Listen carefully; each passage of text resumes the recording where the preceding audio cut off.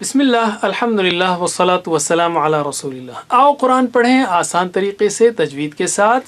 سبق نمبر 12 جس میں ہم اعادہ کر رہے ہیں، ریویژن کر رہے ہیں، اس کا دوسرا حصہ ہے یہ۔ تو گہری سانس لیجئے، مسکرائیے، مسکرانا سنت ہے۔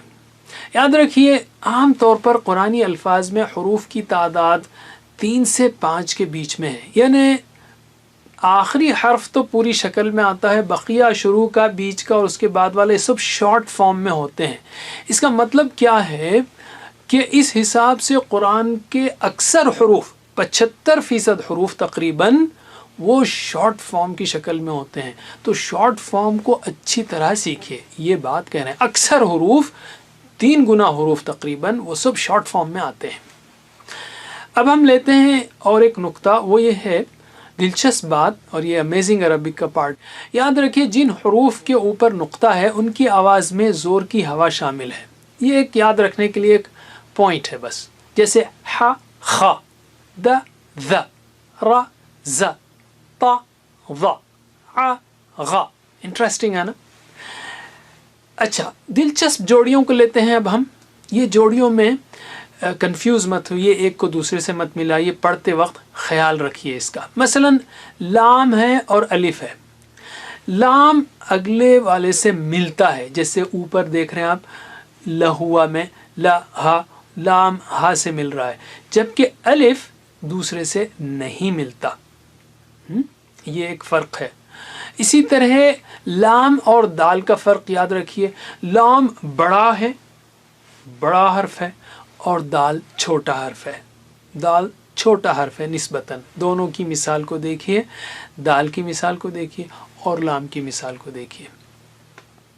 اسی طرح صاد اور تا میں بھی فرق کیجیے۔ صاد کے بعد اگر الف آئے، یعنی صاد جب شارٹ فارم میں آتا ہے تو صاد کی موٹی زبان کے بعد ایک دانت آتی، دانت ہوگا ضرور، دانت کے بعد الف آئے گا تو وہ ہے سا، صاد اور الف ادھر، اور نیچے تا ہے۔ تا میں جو لکیریں سیدھا زبان کے اوپر گرتی ہے، وہ تا میں زبان کے اوپر گرتی ہے۔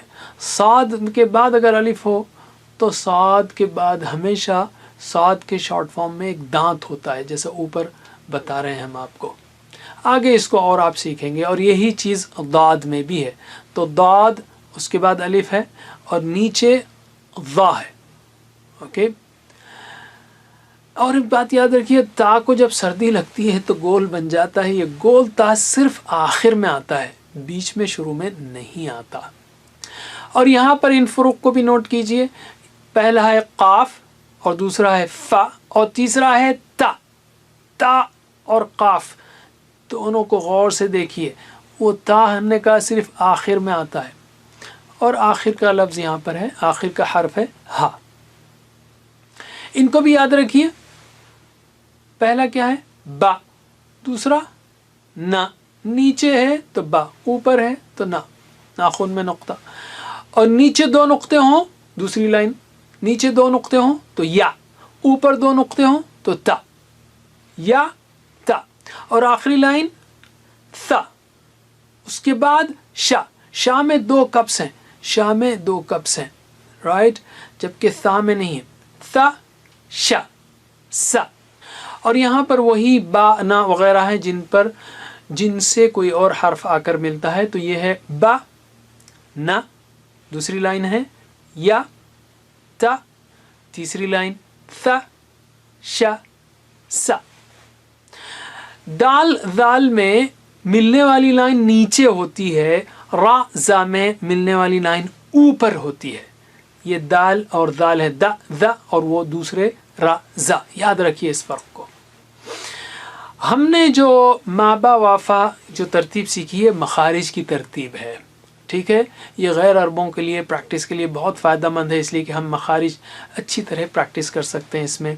جو عام ترتیب ہے وہ شکل کے اعتبار سے ہے، اور یہ عام ہے، لیکن ہم سمجھتے ہیں کہ غیر عربوں کے لیے مخارج کی ترتیب زیادہ فائدہ مند ہے۔ تو یہ ہے آ، اگر میں اس کو پڑھوں زبر کے ساتھ تو یہ ہے آ، با، تا، ثا، جا، ہا، خا، دا، ذا، را، زا، سا، شا، صا، ضا، طا، ظا، ع غا اور آخر میں ف ق ک ل م ن و ہ ا یا۔ کتاب ڈاؤن لوڈ کر کے اس کو پریکٹس کیجئے۔ اس میں دلچسپ بات یہ ہے کہ عربی کے 29 حروف صرف 19 شکلوں سے بنتے ہیں تقریباً، اور اس کے بعد صرف نقطوں کا استعمال ہوتا ہے، تو بہت ہی انٹرسٹنگ ہے عربک۔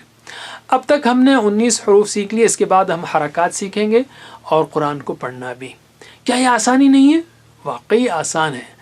آپ قرآن پڑھنا سیکھ رہے ہیں، اور اللہ کے رسول صلی اللہ علیہ وسلم نے فرمایا تم میں سے بہترین وہ ہے جو قرآن سیکھے اور سکھائے۔ تو اس سلسلے کو